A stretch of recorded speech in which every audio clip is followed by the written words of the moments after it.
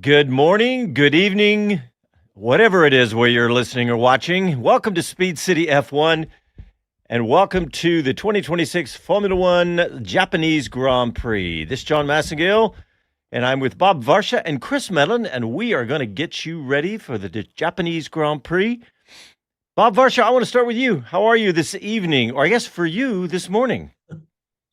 Yes, exactly. Early morning here on the East Coast. I'm sleep deprived, but that's okay because one of my favorite tracks in the world is coming up with all kinds of mechanical conundrums, a lot of rumor mongering going on, typical Formula One drama. And I'm ready for it.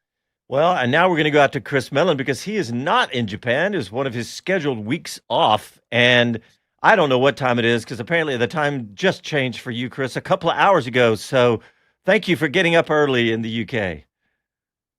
Not at all. I'm glad I'm here on time for once. And by on time, we're talking like 30 seconds on time. But yeah, there was that fear that the 1 hour change would mean I was either up too early or up too late. So yeah, one of the few, I called it off, just not traveling.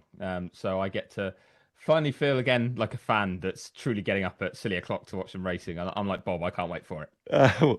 Well, good. Yeah, right before we came on there, maybe 30 seconds, we were trying to decide if Chris was going to make it because of the time change and the early hour, but oh no! Oh mayhem! Yes, and Jonathan Shut Green. up, Jonathan, you've got something else going on this weekend. You know, Jonathan right now is all snuggled in his bed because he and I have been out at Circuit of the Americas for the MotoGP, and he, of course, is lead commentating for that. So he is snuggled in his bed, and I will see him later today or tomorrow. I'm not sure. Probably in 6 or 8 hours, I'll see Jonathan Green out at Circuit of the Americas.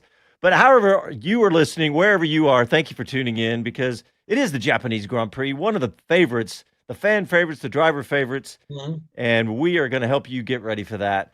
And, you know, I think we ought to start with some qualifying review, the winners and losers of qualifying, and we'll probably talk a little bit about the driver feedback about qualifying under the new rules. There's still been lots and lots of chatter about that.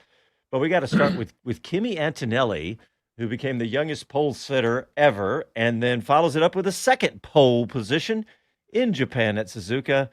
And Chris, I guess I'll start with you. You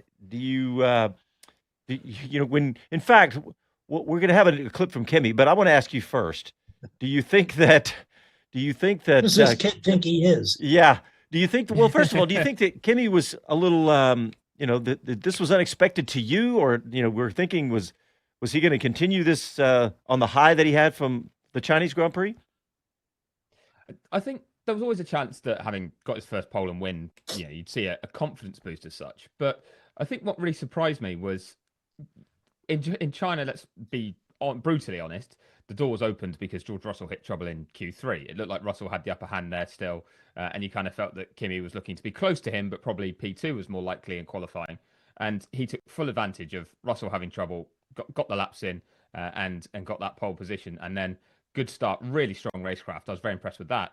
But Russell, again, sitting behind the Ferraris, perhaps being a bit wary, just then got totally detached from Kimi. So you felt like he'd done a brilliant job, but that in a straight fight, was he yet going to go and beat George? I wasn't certain at this point of the year. I thought maybe later as he built up confidence in a front running car. But this weekend, he's just been a level above. He genuinely has just looked a little bit stronger, and he's just looked that little bit quicker. So it's been really, really impressive that he built up as well. It's something we don't always see from Kimi. We haven't seen from him in the past. We've seen him sort of normally try and do 110% from lap one of every lap, which is exciting, but that's not always the most productive way of doing things. That's right. And he has built up really, really well this weekend. He started level with George in FP1, was a 10th head in FP2, was a quarter of a second head in FP3. George says his car wasn't handling very well in Q3, and the gap ended up 0.3. And it did look like a bigger problem for Russell, but the signs had all been there that Kimi was just quicker than him. So yeah, that's a step I can't say I was fully expecting. During the practice sessions, the commentators were talking, and I just heard the end of a comment someone was making about Max Verstappen, you know, who won his first Grand Prix fairly quickly into his career, but it took him several seasons after his first race victory to claim his first pole. And that tells you something about how different the two disciplines are of qualifying a Formula One car and actually racing it for 300K. And I was not Kimi's biggest fan when he made his debut in free practice one in, where was it, Monza, and he stuffed the thing in the wall on lap 2. But Toto Wolff and the Mercedes boys and girls have a lot of confidence in him, and now I can see why. Yep, I think you're exactly right, Bob. We're all seeing the why Toto Wolff was. I mean, look, let's face it. When he came to Mercedes, he was replacing Lewis Hamilton, and it's giant shoes to fill. So let's hear from Kimi right after qualifying yesterday. Congratulations, heck of a performance throughout the whole of quali. Just how pleased are you the way you handled yourself and managed to get that second successive pole? Yeah, it was good. It was a good session. I'm happy with it. I think I was able to improve lap by lap, and that first Q3 lap was good. Second lap was looking strong, but then in turn 11 I locked up and lost quite a bit of time. So it was a shame. I was a bit annoyed with that, but pole position. I felt good in the car, felt good with the track, and now focusing onto tomorrow. Why do you think you've been so strong from the very first lap you turned it? Because it doesn't feel like you put a foot wrong. Do you have any kind of understanding, or do you think it's the confidence you got from China? Well, for sure is, I was able to build momentum already from Melbourne race, and then China was continuing to build momentum, and it's just trying to keep this momentum and keep on trying to improve and squeeze every time a bit of performance without overdoing it. But I think overall I'm feeling, I'm getting a good feel with the car. Of course, there's still work to do, especially on maximizing the PU, but was good, and really happy with that. Well, best luck tomorrow, Thank you. Kimi. Thank you. Cheers. It seems like Kimi, just watching the television coverage and listening to that and everything, it seems like he's definitely carrying just a little more confidence in general. What do you think, Chris? You agree? Yeah, big time. I think maybe it actually helped him having the 2-week gap, not back-to-back races from China. And he went back to Brackley. He went and sort of celebrated with the team, but got a bit of time to enjoy it and then focus on Suzuka. And the two together, I think, have just allowed him to feel that confidence that's behind him as well from the team, and that they believe that he can perform at this level and that he can compete with George, that he can really give him a run for his money, but that he's being allowed to as well, in a sense. Toto was very fair about it after China, saying, I can see the headlines now, Grande Kimi in Italy, they're going to be going crazy. They're going to be saying he's going to be world champion this year. Give him space, give him time. He's still going to make mistakes. And in a weird way, I think that helps him. He knows he didn't need to go. He didn't have to go and push really hard to follow it up. And that just, I think, has settled him down into something that's just, dare I say, a better version of himself, that's allowed him to access even more of that talent that is undoubtedly there, as you guys say, but we hadn't always seen him able to produce all the time. Yeah. Well, I tell you what, let's hear from his teammate, George Russell, because I know that he wasn't quite as happy with qualifying. Let's hear from George Russell. Hey, George, it felt like you were in a bit of a world of pain from the beginning of that session, really uncomfortable. What happened? What went wrong? Right now, we don't really know, to be honest. We made a small adjustment to the rear suspension going into qualifying. It's tiny, and suddenly the car just was transformed for the worse. And then I started getting these weird vibrations from the rear. So I'm hoping something was not right, and we're able to solve it. But it was really odd. So did it improve through quali or not? No, I just got used to it. I just got used to it. Drove around it. I could then adjust the front wing to compensate. But the car was just totally out of balance from the entry of the corners to the mid corner, because the rear was moving around on the entry, so I had to drop loads of front wing. Then I was getting understeer at the apex. So yeah, really difficult session. Bit annoying. It's been 2 weeks in a row now where I'm in China. I was much more competitive, and then it went wrong in Q3. Here I felt pretty confident after practice, and then it was wrong. It was bad for the whole session. So I need to get on top of it. Best luck tomorrow. Thank you. Bob Varsha, what do you think about George Russell's comments? I see you smiling. Well, it's funny. As he was speaking, he has every reason in the world to and I'm not accusing him of anything, but he has every reason in the world to say something was wrong, and I don't know what it was, but we have to get on top of it, as sort to give him a little headspace with this kid, his teammate, the other side of the garage, who's just kicking it. He's got seems to have this unique driving style that these new cars require. Kids adjust to things much quicker than us old farts. But still, I heard something that David Coulthard said earlier last week about Fernando Alonso, and talking about how the vibrations are so bad in the Aston Martin Honda that, making his hands and his feet numb, and he had to stop, had to get out of the car. Coulthard kind of threw some shade on that. He said, I'm not driving the car, but to hear a guy like Fernando, a two-time world champion with all these race wins and poles and everything, saying he had to get out of the car, that doesn't sound very Grand Prix driver-like. Typically, these guys, will walk a tightrope juggling chainsaws if it's going to earn them a tenth of a second. So he was wondering if Fernando was just sort of making a nice soft place to land. I don't know, but I feel for George. I hate it when the kids kick my butt at whatever we're doing, water skiing, whatever it might happen to be. Well, we'll talk about the vibrations. There's some interesting things. In fact, Chris, I read one of your articles on Racer. We'll talk about that later. But Chris, any thoughts on Russell's comments? Yeah, I think he was at pains, wasn't he, to explain it all, to make sure that it was very clear, everything that was there. There's that part of me that goes, and I think he almost caught himself saying, in China, I was really quick, and then Q3, I got hamstrung. This time I felt really confident after practice.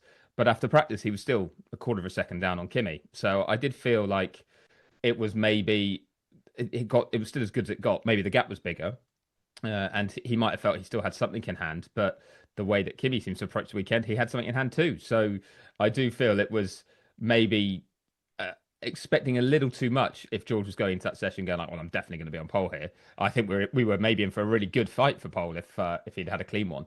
But sometimes you do notice a driver, we've all done it, haven't we? We've been go-karting and talked about our carts being down on power and things like that, that when you feel like you've not been able to produce what you're capable of because you're machinery, then you're going to voice that. And certainly when you're beaten by your teammate, you're definitely going to voice it. But it's going to really interest me to see the start today, because I know we'll probably get into strategy and things later on. But if this is a track that proves still tricky for overtaking like it's been in the past, and nobody knows, but hopefully these new regs are a bit better for it, then George needs to get ahead of Kimi at the start if he wants to essentially retain the championship lead.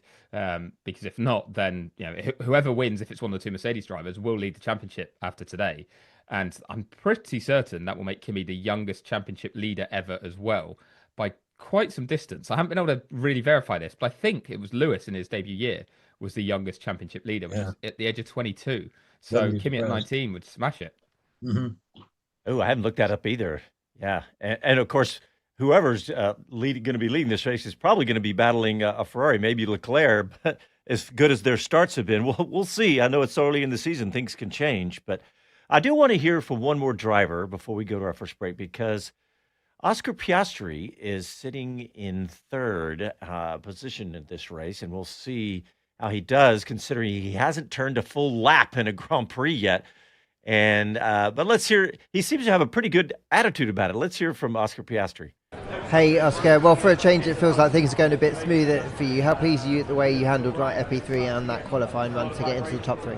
Yeah, I'm pretty happy. I think that was more or less all we had. The last lap of Q3, wasn't great, but the first lap was pretty solid. So no, all in all, pretty happy with that. Nice to get a bit closer to Mercedes. So hopefully we can stay there tomorrow. How much of a step forward does the car feel in terms of performance? Tough to say. I don't think it's, the car's not changed in the three races we've had, so it doesn't really feel that much different. I think, maybe this track suits us a little bit better, and I think we've been able to exploit the power unit a bit better and just optimize things a bit more, because I think Melbourne and even China a little bit, we didn't, I think we're clearly behind in terms of our package, but I didn't think we got the most of it either. And I think this weekend we've done a really good job of that. So, yeah, nice to be making some progress, but still a pretty big gap to find. Well, good luck tomorrow anyway. Thank you. Out for McLaren, they need a good showing. But all right, we're gonna take our first break, and when we come back, we'll continue to get you ready for the Japanese Grand Prix, one of the fan favorites of the year. Back after these messages. All right, we're gonna check in with the YouTube, and I'm gonna scroll right to the bottom. Andy P. Chris, he was channeling what you said. Andy P said, and now begins my nervous checking of social media for any McLaren issues pre-race. Clear so far. Chris was warning me. He was like, maybe we should leave a little space at the in the fourth segment of the show, just in case we have to discuss anybody not making it to the grid. So, well, I've got an update actually on the race start being delayed. Oh, the FIA have just put out that barrier repairs that are ongoing at turn 12 because of a crash in the support race category means they've had to start the formation lap or delay the start of the formation lap. So we're going to have a later race start time. So you're going to be hearing our voices for a bit longer. Well, don't they know that I have a MotoGP race to call sometime in the next 12 hours? What is wrong with them, Never Chris? rains, but it pours. Gee whiz. Woe is me. I'm doing a Formula One race from Japan. Then I'm going out to the racetrack to watch the MotoGP World Championship. Wow. Oh, by the way, life. it's been pretty amazing out there at COTA. But all right, let's check in and see what else anybody else has. We got a few people saying they're having trouble with the mics. I don't know what's going on with that, but okay. TW's here, Tim's here. Howdy, race fans. Andy P started with, I'm not sure I know what time it is, but I know it's race time. Man, Tim, 97 degrees. We're actually having nice weather here in Austin. It's cool for a change. It's been too hot. Carl H. Racing. Hello, race fans. Hello, Carl. Glad you made it. Let's see. Todd Daubers here. Would find it so funny to see Kimi in the year ahead of Russell. Well, yeah.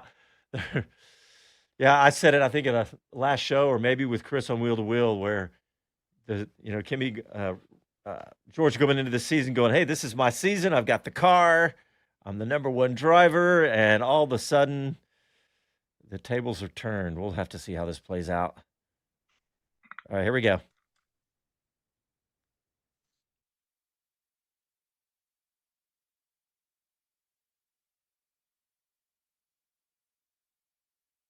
I'm George Russell, and you're listening to Speed City. Welcome back to Speed City, America's voice of Formula One. All right. Well, welcome back. And before we get into before we hear any more drivers, I want to talk about the circuit itself because, Chris, you and I were talking about just going there and the Japanese culture, and it's just an amazing, amazing everything at that circuit, including a narrow circuit with smaller cars. How exciting that is! But you've probably been there. How many times have you been there, Bob? We'll start with that. I think 4 times in person, and of course, many, many times on TV. Mm-hmm. So, and it is, an amazing track. It's important to remember, I think, that this was not designed to be a competition track. You didn't need to make wide stuff. This is where Honda was using it as a test track, and it was designed by a Dutchman named Jon Hugenholtz, who also did the Nivelle and Zolder tracks in Belgium. I think he had something to do with Zandvoort too, but yeah, it's a different animal, especially compared to Shanghai, and not too much different from Melbourne. And that's part of the reason the drivers are having problems making this new technology work for them. But it's such a cool place. I love the Japanese culture, and I love this track. Yeah. And Chris, you've probably been there most recent, obviously. So, yeah, test track may be designed, but it sure has produced some fantastic racing. No question. Yeah, it really has. It's one I really miss, actually. I when there's 24 races, and there was meant to be 24 races this year, you've got to sometimes pick 1 or 2 just to keep your marriage intact that you'll do from home. And I chose this one begrudgingly, but it's just incredible. It's a bit of a strange location in some ways because it's not, adjacent to a major city. It is in kind kind of if you're going from Nagoya, the nearest big city, or even Osaka, which is the next one, you're a good hour and a half on a train, like with a connection sort of thing. But it doesn't stop the fans getting there at all. It's always a huge crowd. And I think that's one of the things that makes it so special as well. You're not only going to a place where the circuit's incredible, but just from the moment you arrive nearby, the passion for the sport is just enormous, and in a different way. I've always kind of likened it to, and sorry to put it like this, but Bob might have actually seen this transition a bit more. But obviously, like, the world's very much more connected now. It's much easier to follow things. But when F1 first started going to Japan in certainly racing at Suzuka in the 80s, then I think that we probably saw they were really hungry for F1 content, to see F1, that they didn't get that much access to it. So they soak up every tiny aspect of the sport, everything. Every team member has some form of fan somewhere that's going to be walking around with their face on a placard, because somehow the Japanese fans just managed to invest absolutely everything in every part of the team. And I think that was partly because for 11 and a half months of the year, they never really got that close to the sport. So when they did, they've been studying it so profusely, and then they were really all in. It was really, really entertaining to go and see some of the creativity that's on the show there too. So that and that was so positive. Yeah, the hats are incredible. Yeah, unbelievable. Yeah, we were talking about that on Wednesday, and Will were saying, can't wait to see what ingenuity they have for the hats this time, and they did not disappoint from what I've seen on the television coverage. Well, Chris, let's talk about the infrastructure there. You talk about that it's not close to a big city, but they've obviously got enough hotels and things like that. Talk about the experience there. Yeah, it's quite an interesting one from a media point of view. At least I was always staying in. Apart from 1 year, I stayed in Nagoya, which took a little while to get in. But you get on the trains, and as I don't think I need to tell anyone, like, Japanese trains are very, very efficient and very reliable and clean, and make some awesome sounds as well when you're on them, to let you know what station you're and at. Fast. Very, yeah. So taking the Shinkansen, the bullet train down from Tokyo to Nagoya, is always great fun. And the same going back. Sometimes, admittedly, it's slightly worse for wear. But then on days that you go to the track from Nagoya, you can get a train, and then there'd be a media shuttle from a nearby station called Shiroko. And Shiroko is where this media hotel was. So it's down near the coast, and no one really thinks of it, that you're very coastal, but you are very close to the sea there. But it's much more a fishing area, an industrial area. And there's not a huge amount in Shiroko in terms of, there's like one street of restaurants and like one bar. But fortunately, it's where a lot of the fans get shuttled in and out as well on buses. But it's where the media hotel was. And then you get a bus from there that would take you about 20 minutes to half an hour in traffic just to go up to the track. But the track is on. Everyone probably doesn't appreciate, but you think about the layout of it, is on quite a steep hill. You climb up towards it, you dip down, and then you start heading uphill to turn into the circuit. And that's if you're approaching it from turn one. So if you're doing a lap of the circuit, heading from the start line down to turn one is very much downhill. And if you imagine yourself stood in pole position on the track, looking out towards the first corner, well, straight ahead of you eventually is the sea. You're facing south there, basically down towards the coast. But around it is actually quite largely commercial and industrial. It's a very, as Bob was saying, because I think of Honda's history with it being a test track and the industry that's around it, it's not the place where you're like, oh, I'll just get a hotel next door or something like that, or I'll just walk to it from the nearest town. You do need to find a way of accessing it, normally via train or by car. But yeah, it's an incredible place still, and the atmosphere made by the fans. So I'm actually keeping an eye on the screens at the moment, because they've got an extra 10 minutes they've got to wait for the start of this race. Got a 10-minute delay to the formation lap to repair some barriers that were damaged due to a big crash in the Porsche Carrera Asia Cup race, apparently. But one thing I did want to just point out when I said the train's very efficient, they're so efficient that I was at the race in 2019 when we had the typhoon come through, and we actually didn't have qualifying at all. We cancelled all of Saturday. We had quite a fun night on Friday night, knowing we didn't need to go to the track, and who knew how bad it was going to get. So people genuinely were like, well, if this is the final night that we're all safe, let's have a late one. And it roped Saturday off in many ways. I remember doing a BBC 5 Live podcast in the hotel lobby, feeling very worse for wear at 3 p.m. But race day was great, packed. So, Monday morning then got the Shinkansen bullet train back to Tokyo, and it was showing it as delayed by about 48 hours. But they had the exact time it was delayed by. I think it's 47 hours and 30 minutes or something, because they still had the timetable. And even though they'd had to stop everything for the typhoon, they still ran the exact trains still and called them delayed. They didn't just say they'd rescheduled stuff. So they played catch up for about a week. But they did it because that's just how efficient they are. Yeah, leave it to the Japanese, right? Bob, similar experience for you? I mean, not necessarily all the train delays, but I didn't have anywhere near the trouble with weather that my man Chris did from time to time. But yeah, a lot of interesting memories. Sent us for his championship, and across the street from the circuit, there's a big hotel, and behind this hotel is one of the weirdest bars you will ever see, called the Log Cabin, which is exactly what it is. And the night after the championship, everybody in his team piled into this place, and McLaren was buying the drinks, and Senna went wobbling off into the night to the hotel. I distinctly remember coming into the circuit in the morning, and all Japanese fans, before the gates opened, they just line up, silent as a library, squatted down next to the wall, sidewalk clear, in you go. Anywhere else in the world, it'd be a mob scene. They'd have to bring in tanks and whips and smoke bombs and all that kind of stuff to control the spectators trying to get in, but not in Japan. Oh, that's exactly the way I envision it. And I was talking to Chris on Wheel to Wheel and Wednesday saying, I want to go to Japan because I've never been. But all right, well, I think we got a good setup. Good setup for where the race is happening. So let's talk a bit more about qualifying. And I think I want to go ahead and hear from Charles Leclerc from Ferrari driver, because he is in fourth position, and we'll hear from him now and his post qualifying interview. But we'll also talk about some things he said amongst other drivers, the complaints they've had about the system. But Casey, do you have Leclerc or? Oh, you know what? We don't have Charles Leclerc, so we'll come back if we can find that one. But you know what, Chris? Let's talk about what he was saying, and that's a good introduction to what a lot of the drivers are saying about this qualifying. I think, in fact, you know what? Casey said he's got it. So let's go ahead and hear from Charles Leclerc. Hey, Charles, that fastest first sector on that final lap, thought you were on for something special, and then you just lost it in that moment. Talk to me about how you felt when the car was giving it that wiggle. I was okay. I wasn't too stressed.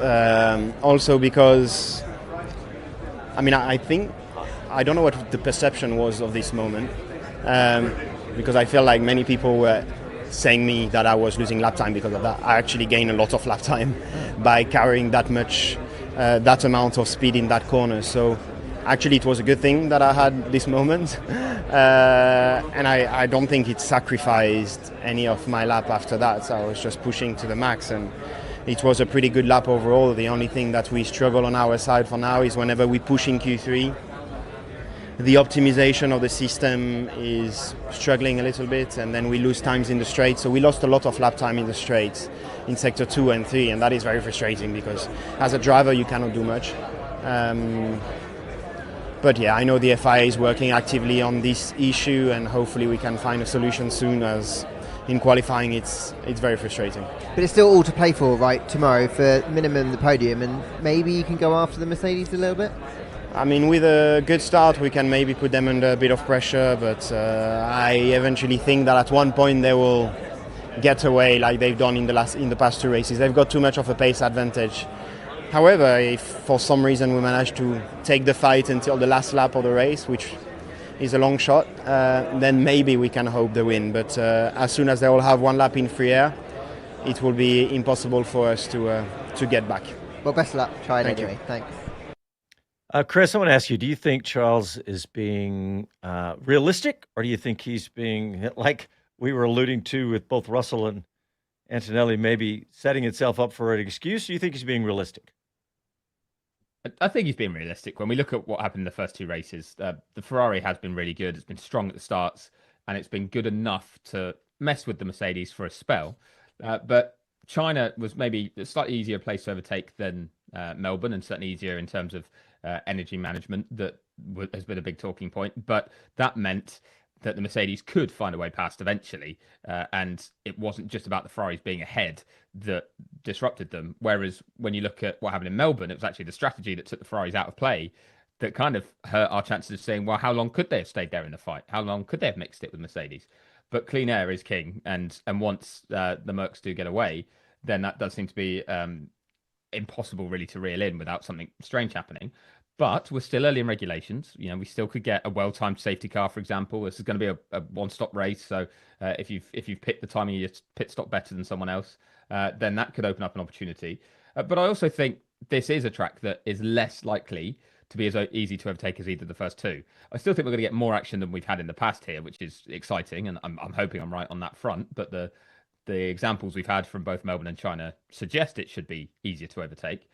And in that sense, though, if it is a bit trickier, it does come down to the start. It is narrow. It is a fast approach to turn one.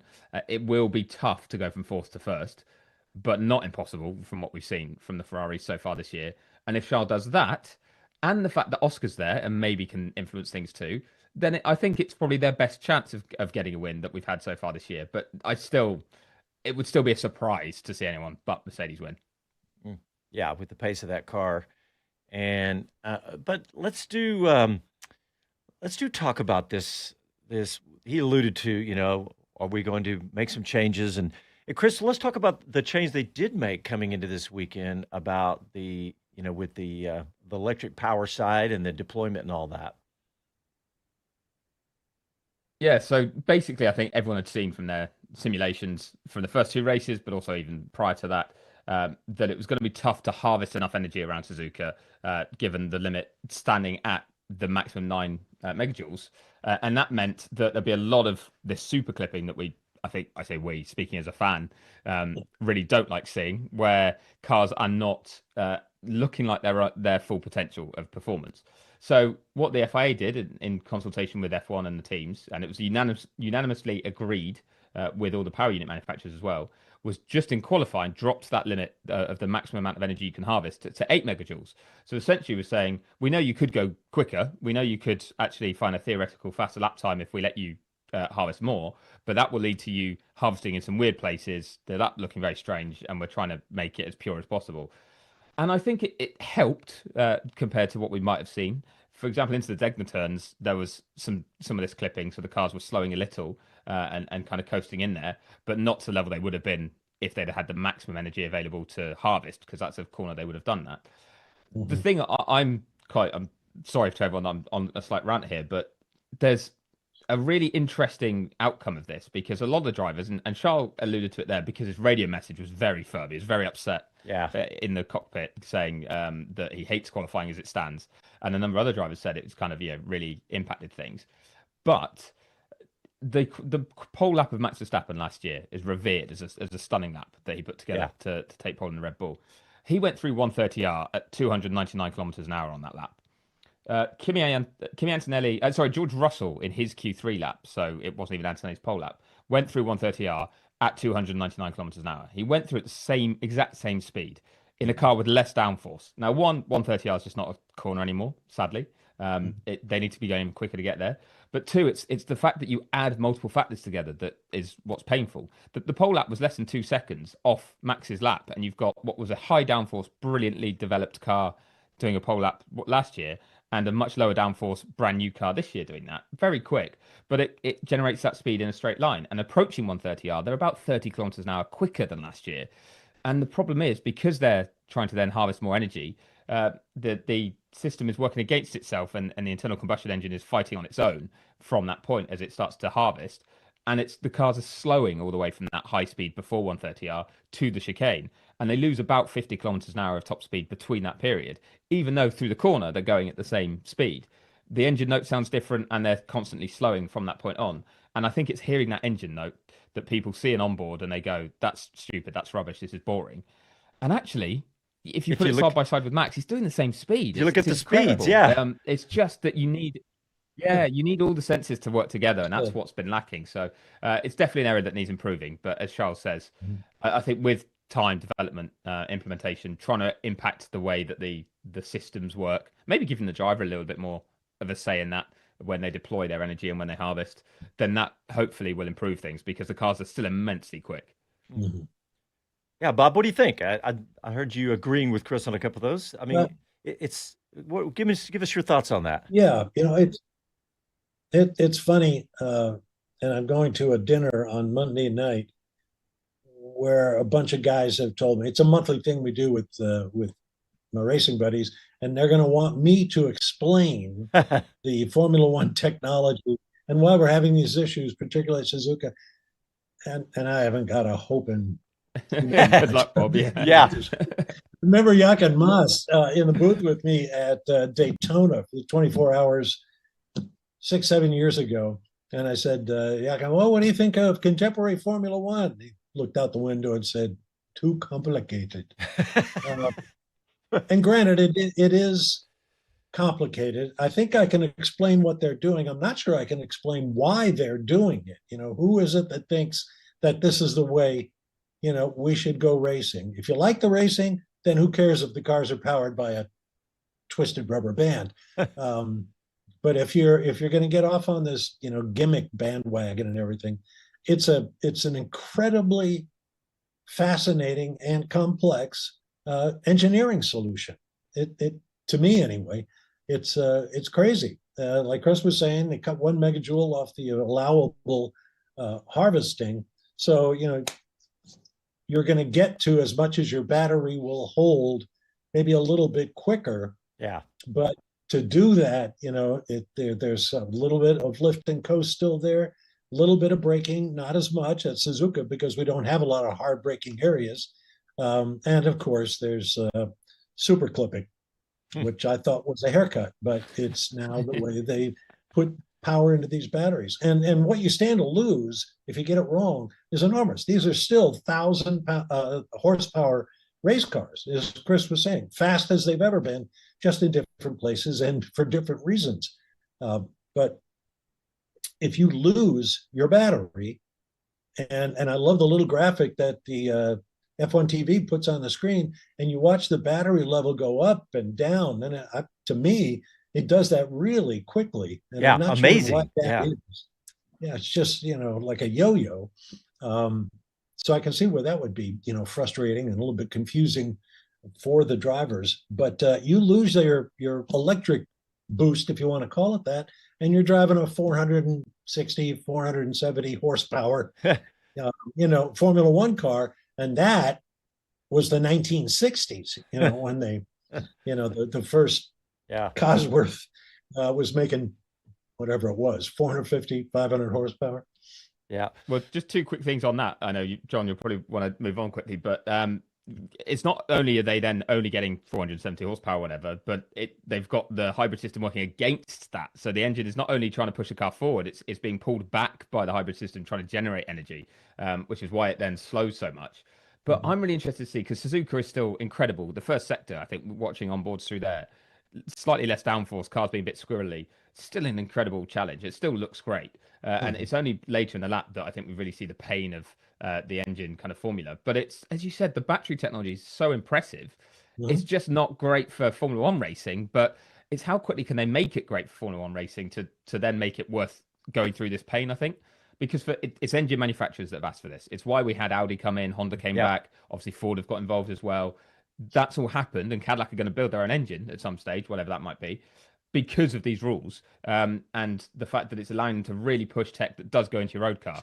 And the quicker your battery can regenerate itself in a road car as well, the more likely a hybrid is going to be a really efficient solution for us to use every day, or more efficient than we currently have. So that's one of the reasons they've done it.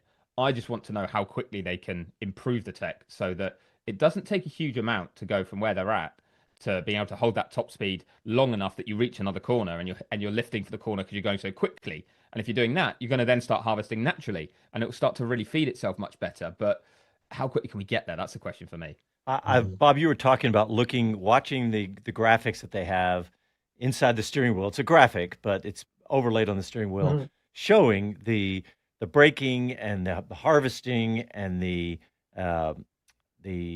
deployment of the battery, the gas pedal, how all of those four of those graphs are operating independently. And that is the fascinating part to me. And Chris, you were talking about the technology, but I was thinking about how the batteries now, how can you get energy in and out of them so quickly? Because you remember a few years ago, there was some discussion, maybe they had to be what they call supercapacitors, right? Because those can really pull energy in and out quickly, much quicker. And we thought we might have to go to that, but the way they can do this with a battery, and all of this comes back to road relevance. And Chris, like I talked about a couple weeks ago, the fastest Corvette and the fastest Porsche 911, they're all hybrids. So I really I'd love to sit down with an F1 engineer and talk about my theory there. But guys, we do need to get a quick break in. When we come back, we'll be, I think, about 30 minutes from the start of the race with the delay we're having. Because if you haven't heard, it's about a 10-minute delay to the start of the race. So we'll be back right after these messages.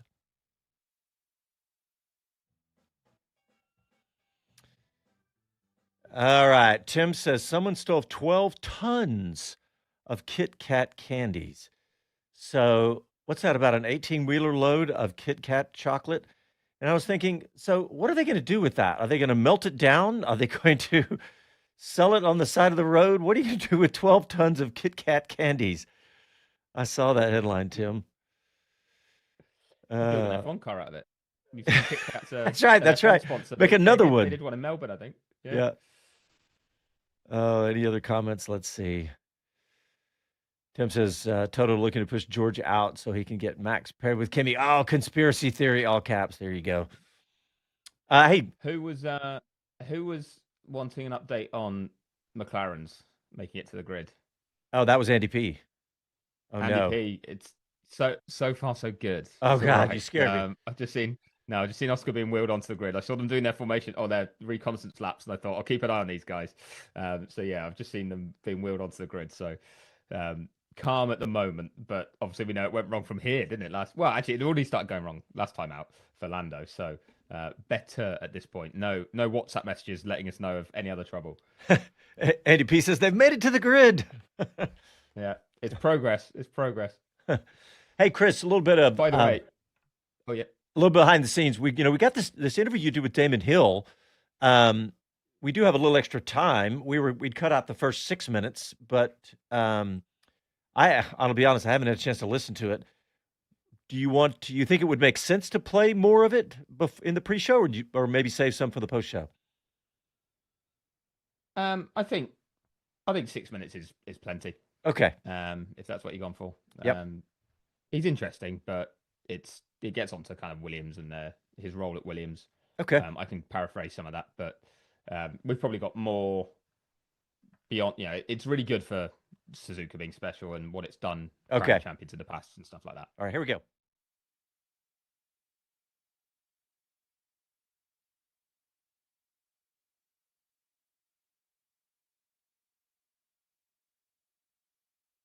Hi, this is Karun Chandok, and you're listening to Speed City. Welcome back to Speed City, America's voice of Formula One.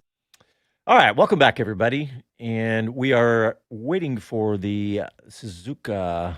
I was just checking the clocks and seeing, but yeah, it looks like we're going to be about a 10-minute delay for the start of the race. And so we got plenty more time to get you ready. And I think I do want to start with, in the break, we were talking about an interview that Chris did with Damon Hill. And we've got the first part of that interview. And Casey, if you're ready, you can give me a thumbs up and we'll play that. He says, give me 1 second. And Chris, maybe you can set it up for Casey. I can. Well, firstly, I'll set up the delay as well if anyone's just tuning in. But the 10-minute delay to the start of the formation lap, and it's because of a huge shunt that we had in the Porsche support race, and I've seen it now. It's after the hairpin on the run, the sweeping right-handers that head towards Spoon, and one car just taps the rear of another and sends it sliding wide, barrel rolling over the barrier through the catch fence. Huge accident. Wow. So they've had to repair a lot of the furniture there, but done that quickly actually for only being a 10-minute delay. Very impressive. But it shows the challenge of this place actually. It shows that in any car you get it wrong, it punishes you big time. And it's what makes Suzuka pretty special, as does its previous place on the calendar being so late in the season. And it used to be a title decider quite often. And yeah, Damon 30 years ago won his only world championship, at the time becoming the only driver who was the son of a former world champion to win the world championship. Obviously, Nico Rosberg's added his name to that list since. But it was a very special day for him. His final race for Williams as well. He knew he was leaving at the end of the year. And he was facing off against his teammate, Jacques Villeneuve. Kind of similar to what we've got right now. I'm stretching it slightly, but you've got a British driver entrenched in the team who's the more experienced one, who's looking to finally win a championship in a dominant car. And this amazing rookie that comes in from somewhere else and is immensely quick and who really challenges him across the season. So it's between the two Williams drivers heading into the final round, and it was Damon who got it won to take his only title in '96, so 30 years ago. Oh, wow. Well, let's hear from Hard to imagine. Yeah, let's hear the first part of that interview. Damon, thanks so much for joining us on the show. 30 years on from your world championship at Suzuka. And I imagine being at Suzuka, you're getting asked this a lot at the moment, but what do you remember of that day? Well, amazingly, I remember something that happened 30 years ago quite well. But it was obviously, understandably, it was a quite important day for me. And all I remember, well, one of the things I remember was I didn't get any sleep the night before. So people often ask this, drivers coming up to the day when they're going to find out if they're going to be a world champion, and how did you sleep last night? And I don't think any of us slept very well. It's impossible, but you try your best to keep your powder dry and stuff. But God, you're glad when you get to the car, because you think, now at least I'm going to, I've only got another couple of hours or an hour and a half to find out. So it was a big build up. It took, obviously it takes a whole year to get to the last race, and it wasn't decided until Jacques' wheel fell off, which was a bit of an ignominious way for him to go out. But it meant I was gifted the championship before we got to the end of the race. You say gifted, but I mean, you were in prime position to win it. You were definitely the favourite going into the race as well. Did that kind of add to the pressure of the moment, I guess, the fact that it felt like it was there for the taking? Well, I think it was more kind of the worry of something that could go wrong. I mean, it could have been my wheel that fell off. I had a mechanical problem in the previous race, in the race before in Estoril, where I had to back off because we had some gearbox issues. So, I was nursing the car to the finish. You only need a few dropouts, and of course, if I had a dropout in that particular race, and then Jack would have been world champion. So it wasn't decided until, there's a lot of anxiety about what can go wrong. Obviously, as a driver, you can make a mistake, but I was pretty confident that I wouldn't do that. But so then you're looking at what else can happen, and it wasn't, the cars were a little bit more fragile in those days. I was going to say that performance advantages didn't always mean results back then. It wasn't sort of the bulletproof F1 that maybe people have become used to. I had a wheel bearing failure in Silverstone that year as well, and I had an engine failure in Monaco. So I got 2 races I lost out on because of mechanical failures, and other ones were my fault, like crashing into the tyres in Monza. But anyway. We're focusing on the good bits here. We're focusing on the actual fact that you did win the championship rather than the ones that maybe still sting from that. I know, it is a lot of focus goes on the last race. Of course, that's the decider, but a championship is the whole thing. It's the whole season, and I think that nobody has a smooth run at a title. There's always some bump in the road at some point or other, and so that's the nature of. That's why it's so valuable. That it's not easy. It's hard won. But coming back to this circuit, this circuit has been, when I first came here in '93 with Williams, it frightened the hell out of me. It was really scary. It's very narrow. I hadn't been here before. It was very narrow, difficult to learn. Lots of unforeseen. I mean, the track surface wasn't even. They had the old 130R, and you just looked at this place and thought, crikey, you don't want to go off here. This is going to hurt if you go off. So I went from that to having my best race of my life against Michael here in '94, to having another nightmare in '95, and then coming back here in '96 and having a kind of relatively easy time of it. Well, yeah, the emotions must have been kind of flip-flopping between each year with the way you kind of experience very results much, there. So, but it is a one-off place. Everyone who comes here, I mean, we're all Westerners, so we're not familiar with the surroundings. And, you're a bit in the sticks out in Suzuka, so not many people speak English. The fans are amazing, but the communication's not that easy sometimes, and the food can be a bit strange. And I love Japanese food, by the way, I should say. But you know, I only just started eating fish, but so I'm quite enjoying it now. But when I was a vegetarian, it was a bit more tricky. I bet. And back then as well, when you're dealing with the nerves and the pressure, but does it still bring back the memories every time you visit, every time you walk through the gates and see the circuit? Yeah, I mean, there's certain things that have not changed at all. I mean, the Suzuka Circuit Hotel, they've got rid of the karaoke cabins, which is a bit of a shame because they were always that's where you ended up celebrating because there was nowhere else to go. And some people used to jump on a train and go to Tokyo, but that's a bit of a bun fight to get to the train and get on it, get back to Tokyo on Sunday night. But it is possible to do it. But I think a lot of things are shut in Tokyo on Sunday night. So yeah, that's our problem with our sport. Is we need to have the Grand Prix on Saturday, and then you can go out on Saturday night. Chris, you agree about the food? Yeah, I love the food. I'm lucky enough as well that I was always just eating anything that was put in front of me, so I could try weird and wonderful things in Japan. But that is another big part of it as well. You see, I mean, again, social media is great for us now. For Damon, it's very different. Something he said later in the interview was, he ended up partying pretty heavily that night, but going to Tokyo the next day, doing a load of media as world champion, and then going out again to the Japanese version of the Cavern Club, the Beatles bar, with a load of the print journalists from the UK that he'd been working with. And he said, of course, no one's got a smartphone. He said he had mobile phones then, but not a smartphone. So no one's recording you, no one's filming anything, and you can really enjoy yourself. And now, of course, everything's documented, but you do see pretty much every team member on their social media posting about the dinners they're having in Japan and things like that. The whole experience is something really special, on top of a brilliant track for a race. I am heartbroken to hear that the cabin is not there anymore. Come on. I hope at least they erected a plaque or something to say it was once here. And boy, howdy, did we have a good time, but gee whiz. So I think there is one, as you say, I think they've managed to keep one cabin somewhere, or that is like this kind of turned into, almost a shrine to it. It's like there's not what it used to be, from what I understand. I don't know if that's totally gone too, but yeah, it's like, because were there multiple? There were a few different like locations and bars and karaoke you could do in them and things like that. I just remember one, but maybe since I was last there, maybe they built a bunch and now they've knocked them all down, and time goes on.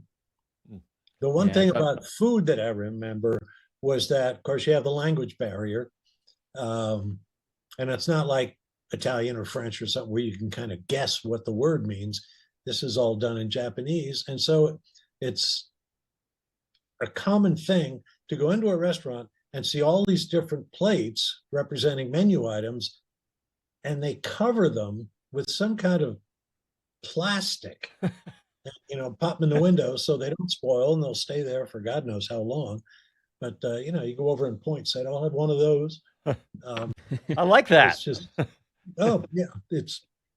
it's very, easy, but I don't know. It's just great fun. All right. Well, I'm gonna pivot and talk about a story that both of you guys flagged up at our show doc that we share, and that is Max Verstappen getting a little touchy with a journalist. And I don't need to hear it again. It's really pissing me off. Yeah. So, Chris, when I first heard this, I'll have to admit, I was at a MotoGP event reading this, and I didn't really get to read it in depth. But the first thought was like, well, wait a minute. A driver can't throw a journalist out of a press conference. It just doesn't seem like the way the thing should happen. And I figured I would come straight to you, since you're usually in these press conferences, and I'd probably ask Max a question or two that he didn't like. But what do you think about this whole situation? Yeah, it's quite an interesting development, because what happens is you get 6 of the drivers put up on an official FIA press conference on a Thursday, which is media day, and it's in 2 sets of 3 for 30 minutes in total, but it's half for broadcast, half for print. And that is organised and run by the FIA and F1, and that's mandatory. If the driver's called up to it, they have to be there. And I don't believe Max would have the jurisdiction to kick anyone out of that. That's not an area he controls. But the teams are then also told by regulation, they then have to make their drivers available for media if they're not in that press conference at their own kind of leisure. And it was in the Red Bull print session in their hospitality unit where Max had sat down, and it's quite packed in there with anyone who wanted to go. You don't have to attend as a journalist if you're doing something else, obviously. But a lot of people go to, dare I call it, the main ones, the front runners or the biggest stories of a weekend. So Max was hosting his, and it was fairly busy. A lot of people wanted to talk to him about being at the Nürburgring and the race he'd had there, and his views on the sport still. And yeah, it was Giles Richards from The Guardian, who I know very well, get on very well with Giles. I think he's a great guy, but two, I think he's actually a very good journalist. He's not a tabloid hack. He doesn't go doing sensationalist headlines and clickbaity articles or anything like that. And he asked what was actually a very fair question to Max back in Abu Dhabi last year. Now, Max did get asked it a lot. I asked him it in Qatar the weekend before when I did the F1 TV interview that was about the incident with George Russell in Barcelona. During that incident, obviously, Max drove into George, got a penalty, 10-second time penalty, dropped him from 5th to 10th in the standings in the final race result, cost him 9 points in total. You get towards the end of the season and he's coming into the title fight and you think, was that actually really costly now? And other people had asked it. Giles hadn't been there when other people had asked it, but also it was only post-race that you knew it had an impact. He missed out on the title by 2 points. So realistically, any question before that was hypothetical. So Giles said, it was the very last question of the press conference, he'd kind of let it run in case anyone else was going to ask this topic, and no one did. He just asked for his view on it, whether he, looking back on that crash now, whether it bothered him that it had cost him so much. And Max, I think, understandably, took exception at the time. I don't think it was an unfair question, but he just missed out on the title and had just raced an F1 car, so it was still kind of some adrenaline pumping. And didn't take too kindly to it, but was fairly decent with his reply. Just, he said at one point, he started kind of batting it back and being like, you only asked me about that. I've done so many other things during the season. And Giles then started apparently nervous smiling back at him. A colleague sat directly next to Giles at the time explained this. So because you're getting a driver kind of come back at you being like, you only talk about this, you do kind of feel like under a bit of pressure, and you can't have a back and forth as a journalist. You just ask your question, you wait for your answer. So apparently he was nervous, smiling slightly, and Max said about, and now you're giving me a stupid grin. And Giles tried to interject at that point and say, no, I know there's a lot else that went on this season that was very good, but, just wanted to talk about this topic. And then Max gave a normal answer, and that was it. No one really thought anything of it. Fast forward to Thursday here in Suzuka, and Giles has stood in the press session at Red Bull, and Max refuses to start but until Giles leaves, which, being Red Bull's hospitality, he kind of is allowed to do. But it made such a bigger deal out of it than it needed to, and seemed like a huge overreaction to what had been a fair question. If anything, I'd have expected him to reflect on it, going, well, I know why that was asked then. I don't like it. It's not nice, but, the guy's not doing anything unfair or wrong. But, Max does not forget, and he likes to settle a score if he feels there's a score to be settled, which I do not feel like it was warranted, to be honest. And I've seen him do an interview since where he's turned it from disrespecting him to laughing in his face at the time, which it clearly wasn't. There's videos on YouTube if you want to hear the question and the interaction. And it's escalated since. And I think Max was just very wound up, but I do not believe he'd have been doing this if he was having a good season. I think this is another layer on top of his frustration with everything that's been going on with him not liking the cars, the formula, and the performance level of the Red Bull. Well, I was excited to ask you that because I couldn't think of anybody better to ask because I knew you'd know the whole story. So, all right, well, you can make your own opinions about that. We are going to take a break, but don't forget, we've got a delay in the race. It's been delayed by 10 minutes, so we are going to be on for 10 more minutes, and we'll go through the entire grid right after these messages.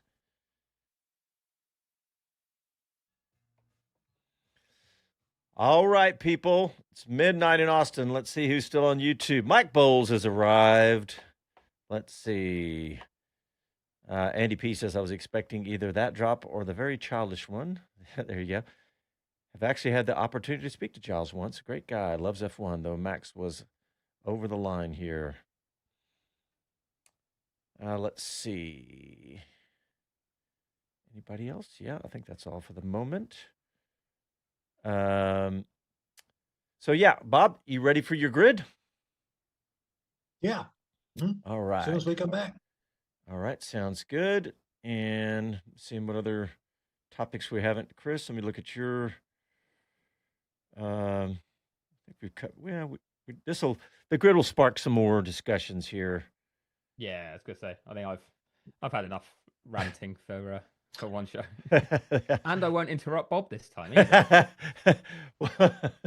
I'm keeping my powder dry. Yeah. Something suddenly happens. Yeah. Massive earthquake. Don't even say it. If we need anything to happen, we'll just go to the Bob Varsha grid. All right. Anybody else? Jesse Mesa's here. Stoked to see Chris on the show, he said. I don't know how stoked Chris is to be here at 4, 3, whatever in the morning it is for him.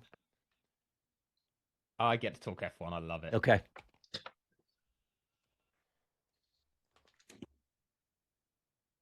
How long we got, Casey? All right, we got 20 seconds. It's quite fun for me to watch. I'm watching Lawrence Barretto now do pit lane interviews, which is what I was doing in China for F1 TV when you're running around getting drivers. Yeah, I see him with Behrman right now. Yeah, it's so much nicer just to be chilled in a chair somewhere where you only rolled out of bed.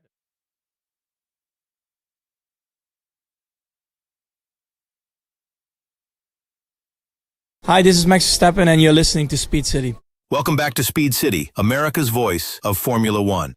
All right, if you're expecting the race to start right now, there is a 10-minute delay, so we're going to take you right up to that and then head you over to the BBC. But we're going to start this last 10 minutes with Mr. Bob Varsha. He's going to take us through the entire grid. Mr. Varsha, take it away. All right. Remember, this is no longer a marathon. It's now a sprint. So here we go. Starting on row 1, pole position, Kimi Antonelli in the Mercedes. 2 weeks ago, he became the youngest pole sitter ever. Now he makes it 2 in a row, and he's got to be the youngest ever to do that. P2, George Russell in the other Mercedes, the championship leader by 4 points over Antonelli, and it's a second front row lockout for the Silver Arrows. Row 2, P3, Oscar Piastri for McLaren. Yet to even start a Grand Prix in 2026. I love that stat. Despite posting 3 straight top 5 qualifiers. So he's always in position. P4, Charles Leclerc in the first of the Ferraris. Mr. Qualifying, as he's known, is driving dangerously close to the edge to try to crack that front row. Row 3, P5, Lando Norris in the other McLaren. The world champ has run fewer laps this weekend than any other top 10 starter due to a variety of issues, but he does post clutch laps when the car works. P6, Lewis Hamilton and the other Ferrari, who came into the weekend with a spring in his step, and not just because he's rumored to be dating Kim Kardashian. Row 4, P7, Pierre Gasly for Alpine, matching his best starting position of this early season in China 2 weeks ago. P8, Isaac Hadjar for Red Bull, outqualified his 4-time world champion teammate, the aforementioned Max Verstappen. Row 5, P9, Gabriel Bortoleto for Audi, who's rapidly, in my mind, becoming the new number 1 for that Swiss-based team. P10, Arvid Lindblad. This is really interesting. For Racing Bulls, I mean, good Lord, 3 top 10 starts from a complete rookie in his first 3 race weekends. Amazing. Yes, it really is. Okay, row 6, P11, Max Verstappen for Red Bull. The winner at Suzuka for the last 4 years in a row, all of them from pole, but he got out of the car and qualifying and said it was completely undrivable. P12, Esteban Ocon for Haas. Claims his collision with Franco Colapinto's Alpine in China has subjected him to online abuse and even death threats. If you're any part of that, cut it out. Row 7, Nico Hülkenberg for Audi. All 3 of his starts this season have come from rows 6 and 7. P14, Liam Lawson for Racing Bulls. 14th matches his grid slot 2 weeks ago in Shanghai. Row 8, P15, Franco Colapinto for Alpine. The quicker of the pair of Mercedes-powered cars on this row 8. The other being the Williams of Carlos Sainz. Let's move to row 9, P17, Alex Albon and the Williams having trouble keeping the car alive again this weekend. P18, Ollie Behrman for Haas, the biggest surprise and elimination in Q1 after making Q2 and Q3 in the previous 2 Grand Prix. Row 10, P19, Sergio Perez for Cadillac collided with Albon Williams in the chicane during practice 1 in a dramatic reenactment of Senna and Prost in that very spot on the track in 1988. Just kidding. P20, Valtteri Bottas in the other Cadillac, enjoying an issue-free weekend, the first of the season for him, and boy, is he sounding relieved.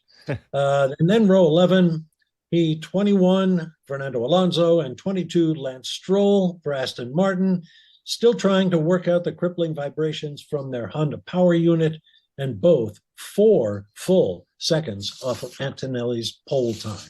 Ah, brilliant. Thank you, Mr. Varsha. And definitely a couple of topics we can discuss. Chris, I want to talk to you because you wrote an article on Racer.com talking about this exact vibration. And I thought it was a fascinating discussion because they're saying that the engine, we've been hearing about the engine and the battery and the complaint of all of this, that the vibration was independent. The engine did fine. On the dyno, no vibration. But you attach it to a car and maybe the car is like a resonant frequency built into it that the engine ignites essentially or resonates with, I guess is the best way to describe it. Yeah, I spoke to someone about it in Melbourne from Honda, who did say that it's all on us as such. We build this engine and we've had reliability issues and definitely problems with it too. But when you've only got one chassis, you've only got one team you're working with, you can't then point the finger solely at what the cause is going to be. Because if you were supplying 2 teams and the other team didn't have that issue, you could look at chassis design and manufacturing processes and things like that. You can't get Aston Martin under a cost cap era to build another chassis to then bolt it onto that and see if it does it. But it was nice for them to come out publicly and then say, no, on the dyno, we don't see this, not to this level anyway. There are some vibrations like you're going to get with an engine and power unit that's working so hard.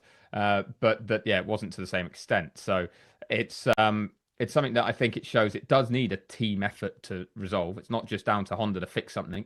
It needs Aston Martin's input too. And maybe some changes to the way it's installed or tweaks to the chassis, which could mean it's a longer process. But off the back of that, I wanted to mention actually, and Bob flagged it, smooth weekend. Fair play to Cadillac, getting both cars, out qualifying both Aston Martins and just executing strongly. When that Albon collision did put them on the back foot a bit, damaged the floor of Perez's car. I think they've done a really solid job again. We know the car's not particularly quick, but the team is already executing at a good level and is improving from where it started. Yeah. Which is good Bob, to see. I don't think that was an actual reenactment, like you said, of the Santa Prost, but that was pretty funny. I like that. We're 2 minutes in, guys, left in our show before we take you out to the BBC. So I think we better talk about some predictions. I'll tell you what, I'll go first and give you guys, I'll give you a layup. I'm going to say that Piastri is going to win this race. He deserves it. He's hasn't even turned a lap, so he's going to come and win this race, followed by Russell, then Antonelli. So I'll give you a layup, Bob. You're next. You deserve to win races. I mean, lady luck doesn't work that way. But anyway, I'm going to say Antonelli wins, Piastri second, and Charles Leclerc third. Mr. Medland? I can't believe this. I thought I was going to be being crazy by saying the same 3 because that means no George Russell in the top 3. So Heinz think has won. I will spin it around then. I'll go Leclerc second and Piastri third behind Antonelli winning. But yeah, I feel like as much as not, Piastri does deserve a bit of luck. Yeah. Generally, Bob, I do agree with you completely, wholeheartedly. You earn your way, but boy, I'll tell you what, it's the McLarens have definitely looked a little quicker this weekend, haven't they, guys? Yeah, and it would just be good to see Oscar start a formation lap, which he looks set to do. He's on the grid, the car's fired up, the drivers are in it.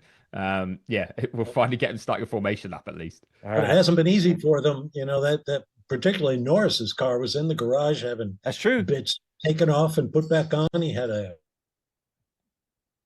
the battery swap. We lost him at that point. We got to see the battery swap. How long it takes took 45 minutes. All right, guys, thanks for tuning in. We'll be here after the race for our post-race show. Enjoy the race.